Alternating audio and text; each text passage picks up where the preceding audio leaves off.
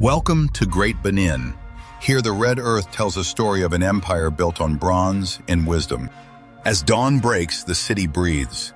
Every courtyard is a sanctuary, every street a testament to pride.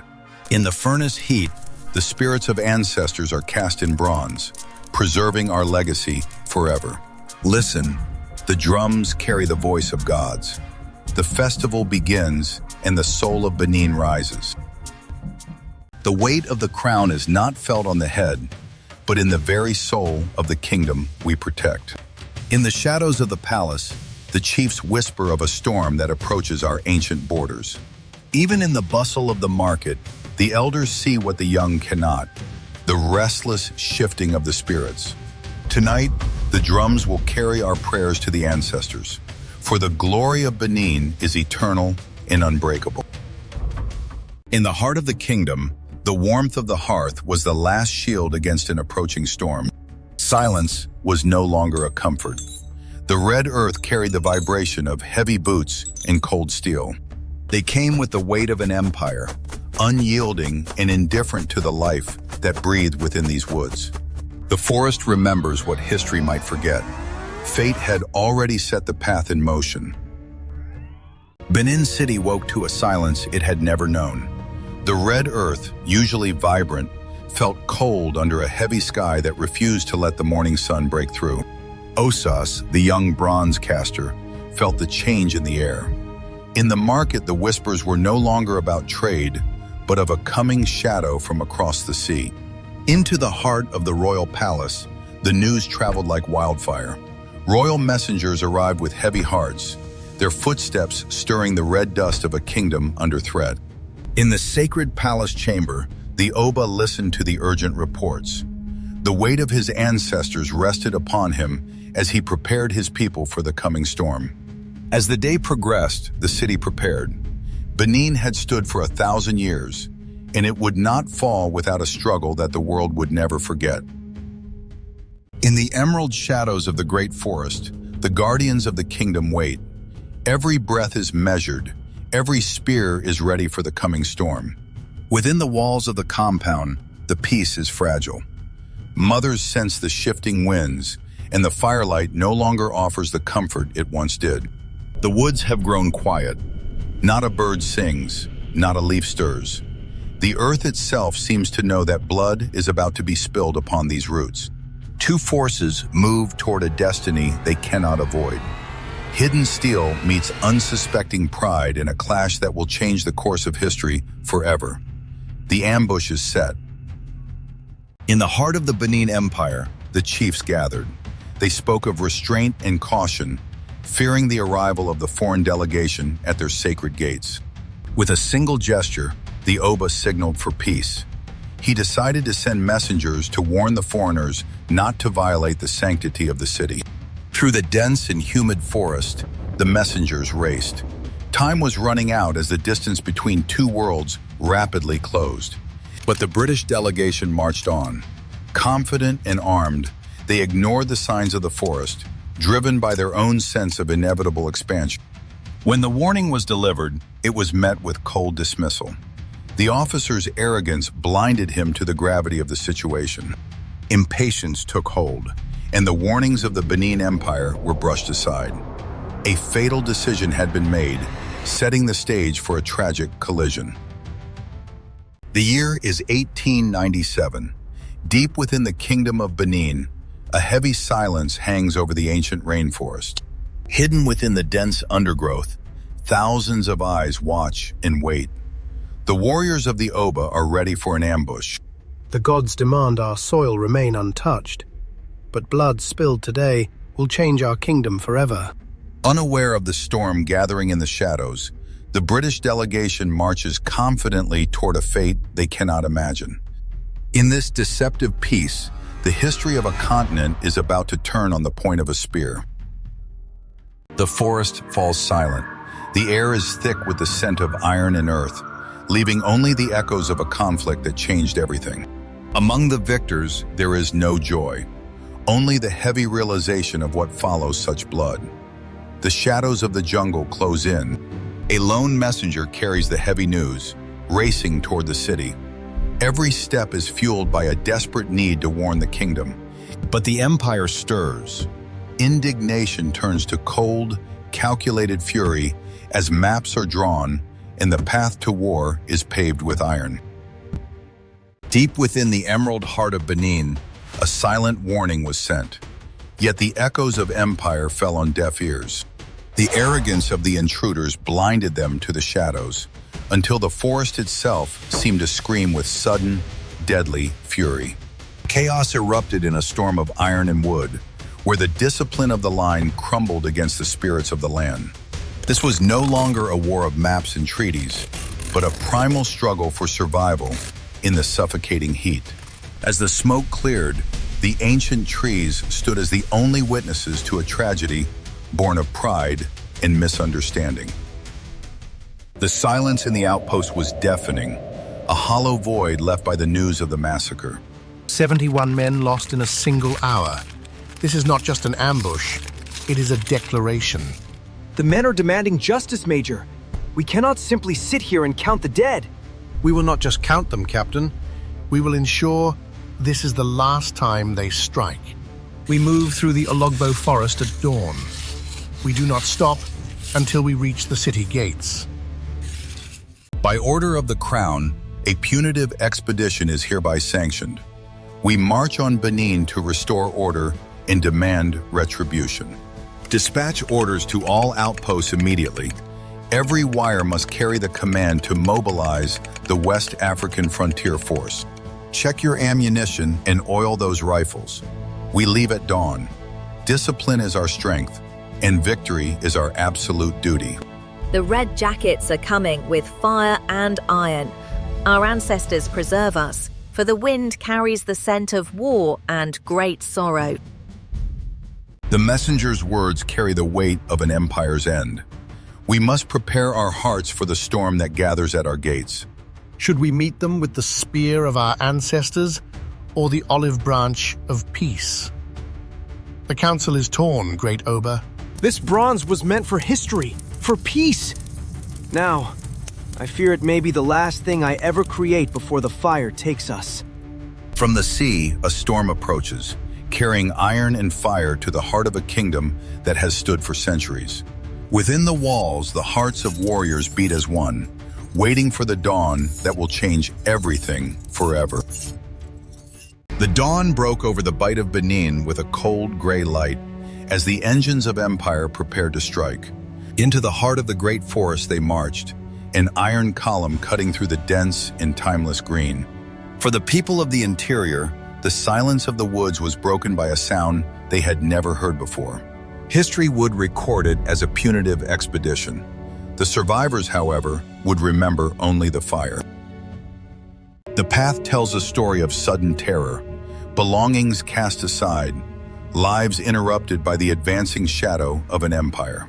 They marched with mechanical precision, leaving nothing but ash in their wake, a relentless progression of steel and fire. In the shadows, the guardians of the kingdom watched, their hearts heavy with the weight of an approaching storm they could not halt.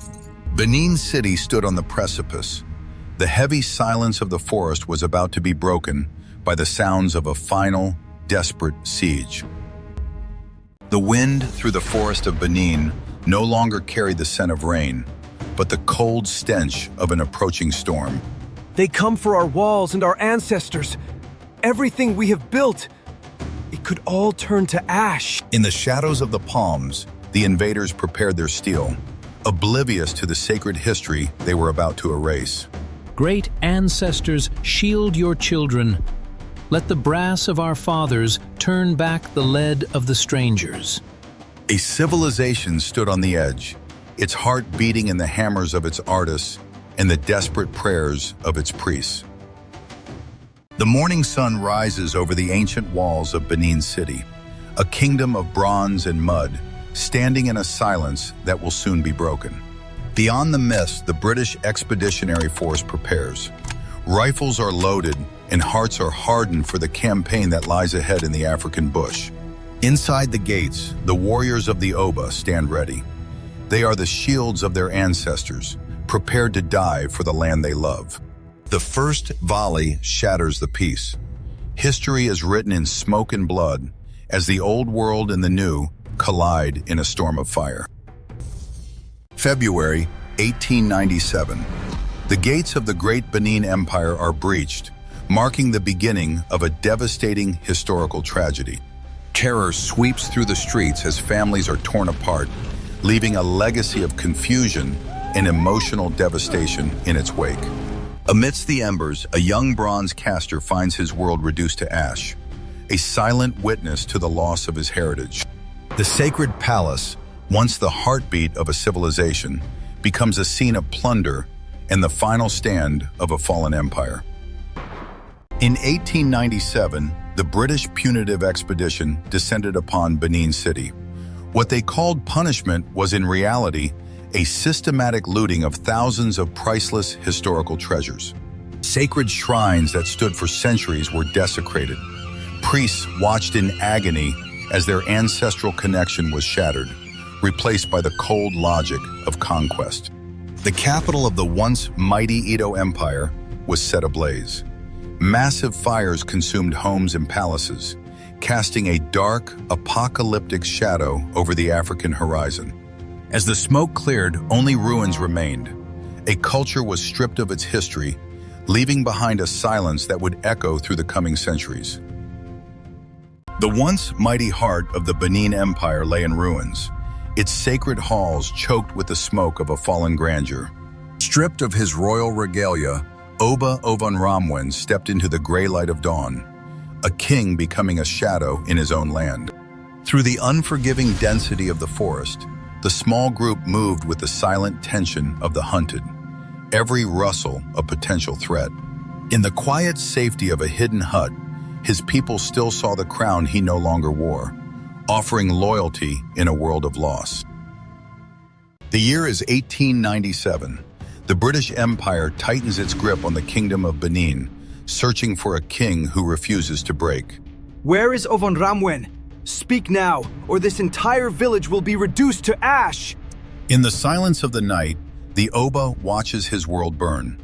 He carries the weight of every life lost in his name. A leader's true crown is not made of gold or coral, but of the safety and survival of his people. My loyal people, the time for blood has passed. I will walk into their camp and surrender myself, so that you may live to see another dawn. A king without a people is but a ghost in a ruin. The forest path is heavy with silence as Oba Ovonramwen walks toward his fate. Flanked by loyal chiefs, his stride remains firm in this final, somber march. Before the British officers, the king stands unarmed. There is a stark contrast between the rigid imperial uniforms and the quiet, ancient dignity of a fallen sovereign. As the symbols of his reign are taken, his spirit remains unbroken. They may seize the crown, but they cannot strip away the pride of a king. The throne sits empty within the ruined palace. Dust settles where power once breathed, marking the end of an era and the beginning of a long exile. The long journey began in silence. Deprived of his kingdom, the great Oba Ovonramwen was led away from the lands of his ancestors. His people watched from the shadows, their grief held in a respectful silence. No words could capture the magnitude of what was being lost. In the distant coastal reaches, the horizon became his only companion. The empire was gone, replaced by the endless sound of the sea. A king without a crown, yet his dignity remained unbroken. In the quiet of his room, the memory of Benin lived on. The year was 1897. The ancient kingdom of Benin had fallen, and a new, cold order was established in the wake of the fire. Every corner of the once vibrant city now felt the heavy tread of the occupier's boot, as silence replaced the rhythms of trade. The people stood in shadows, their dignity tested by foreign laws, while the elders watched their heritage being swept away into history. Among the ruins, young Ige touched the cold ash of his father's workshop, the weight of 1,000 years of art now resting on his shoulders alone. In 1897, the heart of an empire was dismantled. Priceless bronzes and carvings were packed into crates, bound for the distant shores of a foreign land. Behind the smoke, a spiritual void emerged. Sacred shrines, once vibrant with ritual, fell into a haunting silence, smothered by the cold ash of neglect. Oba Ramwen stood on the shore of his exile, eyes fixed on the horizon. He tasted only the profound bitterness of a crown stolen away. The sun sets on a city under occupation. Life continues in the shadows, a somber testament to a glory that was, and a legacy never forgotten. The systematic removal of the Benin treasures was not a chaotic looting, but an organized displacement of history. As the steamships pulled away from the West African coast, centuries of cultural soul were packed into the darkness of the hold. In the royal halls, the silence was absolute. Where bronzes once stood as living records, only dust and shadows remained. They have taken our bronze, but they cannot take the fire in our hands. We still remember the form. In the gray fog of a late 19th century European port, the spoils of a distant kingdom arrive in heavy wooden crates, marked by war. Under the golden light of the auction house, collectors bid for prestige, while the sacred origins of the bronze plaques are lost to profit. Displayed in silent museum cases, these artifacts are admired for their craftsmanship, yet the informational plaques remain detached from the violent history of their theft. Scholars study every intricate line with academic devotion, marveling at the technique, while the heavy cost of their acquisition remains unspoken in the quiet halls. The shrines of Benin City stand hollowed out, their sacred walls stripped of history. Here the silence is heavy with the weight of loss. In the shadows, the fire still glows. Driven by a fierce determination to preserve memory, Igwe cast bronze in secret, a quiet act of resistance.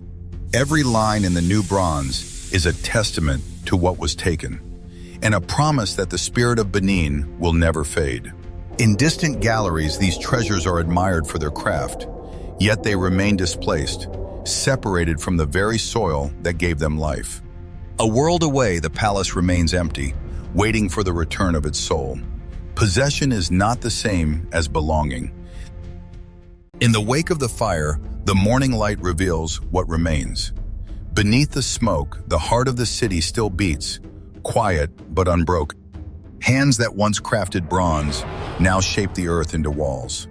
Every beam of wood and every layer of mud is a testament to a spirit that cannot be conquered. The stories are our foundation. Under the ancient trees, the elders pass the torch of memory to the young, ensuring our history outlives the ashes. We remember those we lost. Their names are the wind in our sails and the strength in our backs as we build a future from the ruins. In the shadows of the hidden workshops, Igwe guided the next generation, ensuring the fire of their craft would never truly go out. Each secret casting was an act of defiance, a silent preservation of their history forged in fire and hidden from those who sought to erase it. They mended the broken shrines with trembling hands and whispered prayers, a spiritual healing that proved belief could outlast stone. Under the stars, the songs of their ancestors echoed through the night, carrying the weight of loss, but the unwavering power of memory. Look upon this empty space, my children. Here once sat Oba Ramwen, a leader whose spirit remains even when the gold is gone. We honor what was stolen by remembering our true power. This bronze is more than metal. It is a witness to the fire, a piece of our soul hidden from those who tried to take our history and our pride. You carry our memories now. In your eyes, the truths of the past will become the maps for our tomorrow. Never forget the strength that flows through your blood. We rebuild, we remember, and we endure. For while stones may crumble and thrones remain empty, the story of the great Benin lives forever in our hearts. My children, to know where you are going, you must first understand what was taken from us. The letters and records are now telling the story that books tried to hide. In quiet halls, the beauty of our ancestors' work begins to weigh heavy on the world's conscience. This is not just art, it is evidence of a crime. The silence is finally broken. In the heart of Benin, memory is not just a relic of the past, it is a living demand for the future. For the elders, every stroke of the artisan's chisel is a heartbeat of a culture waiting to be made whole again. The call for restitution is not an act of aggression, but a peaceful bridge toward healing and historical truth. As the world debates, the Bronzes stand silent, witnesses to a story that can only truly end where it began. It starts with a look, a recognition of heritage kept behind glass, far from its true home. In Benin City, the memory never faded. The ancestors are honored, and the drums of justice beat. The wheels of history turn slowly, but they turn. Dialogue paves a new path of dignity. The weight of the past is unpacked. The bronze returns to the soil that birthed it. A community waits with held breath. Justice is no longer a hope, it is home. In the workshops of Benin, young hands shape the future, inspired by the return of masterpieces that once defined their ancestors' spirit. We pause to remember the lives lost in 1897, honoring their memory with light as we pursue justice and healing. Today, Benin City thrives where tradition meets tomorrow, a vibrant tapestry of culture, pride, and an unbroken connection to the past. Under the golden glow of the sunset, the legacy of the bronze remains eternal, a symbol of survival, renewal, and strength. A legacy long absent finally finds its way home. Today, the heart of Benin breathes with the rhythm of its ancestors. For those who remember the silence, this is a closing of the circle, a healing that transcends time, touching the very soul of a nation. The symbols that were once silenced now speak clearly once more, teaching a new generation exactly who they are and where they come from. Returned to their soil, these bronzes stand not just as art, but as the enduring dignity and sovereign pride of a people who never forgot. The long-awaited journey home begins. Treasures that were taken generations ago are finally crossing the ocean once more, returning to their rightful place. On Nigerian soil, the air is thick with anticipation. Elders and leaders gather to witness a moment that once seemed impossible for over a century. Welcome back. Our ancestors have finally returned to the land where their stories were first cast in sacred bronze. With sacred rites and ancestral chants, the reconnection is complete. The heritage of a nation is whole again, and the ancestors are at peace.